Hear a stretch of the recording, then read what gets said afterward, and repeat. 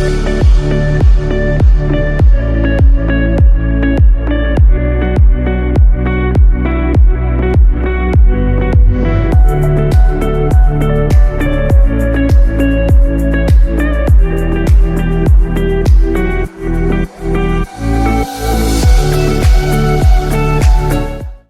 And welcome to career Panga once again. This is Santosh Gokhe और आज हम बात करते हैं Symbiosis entrance test for undergraduate programs की। तो जैसा कि अर्लियर हमने आपको IPM नासिर मंडी के बारे में बताया है, तो let us have the details of Symbiosis entrance test.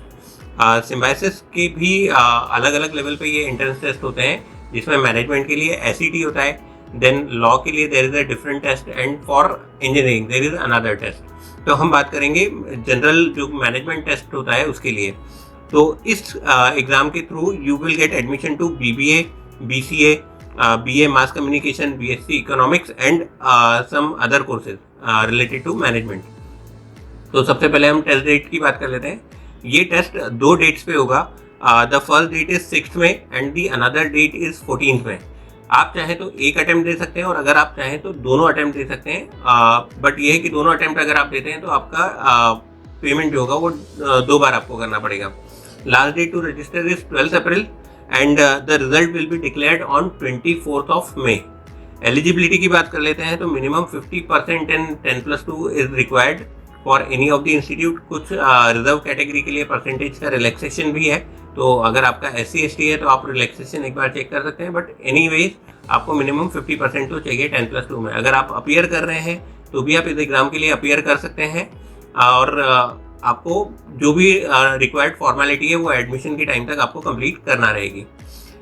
Exam pattern की हम बात कर लेते हैं। एग्ज़ाम में 60 क्वेश्चन होते हैं, 60 मिनट ड्यूरेशन होता है और 60 मार्क्स का ही ये टेस्ट होता है। देयर विल बी 4 सेक्शन, जिसमें quantitative aptitude, verbal ability, reasoning और जनरल अवेयरनेस, ये 4 सेक्शन होंगे।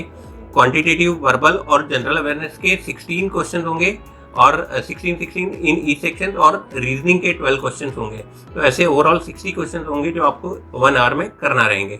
ठीक है, अगर आप इस एग्जाम में क्वालिफाई करते हैं तो आपको फिर फर्दर पर्सनल इंटरव्यू और रिटर्न एबिलिटी के लिए कॉल आते हैं। वन मोर एडिशनल थिंग, आपको हर प्रोग्राम के लिए, हर इंस्टीट्यूट के लिए अलग से रजिस्टर करना पड़ता है। तो दैट मीन्स जो एडिशनल चार्जेस हैं वो आपको पे करने पड़ेंगे फॉर एवरी प्रोग्राम। तो for each program 1000 rupees is there to register, और सब प्रोग्राम की डेट्स अलग अलग हैं।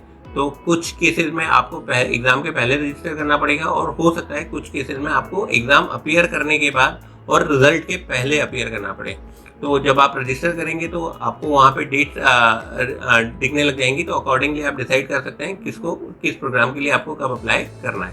ठीक है, for any additional thing you can contact us. अगर आपको इंस्टीट्यूट प्रेफरेंस चाहिए, इंस्टीट्यूट फीडबैक्स के बारे में पूछना है या फॉर्म फिलिंग से रिलेटेड और कोई इन्फॉर्मेशन चाहिए तो you can contact us. Contact करने के लिए हमारी जो भी कॉन्टैक्ट डिटेल्स है वो स्क्रीन पे फ्लैश हो रही है, तो आप कॉल कर सकते हैं या व्हाट्सएप कर सकते हैं, या जो डिस्क्रिप्शन बॉक्स में गूगल फॉर्म का लिंक दिया हुआ है आप उसको फिल करके भी आप उनको कॉन्टैक्ट कर सकते हैं।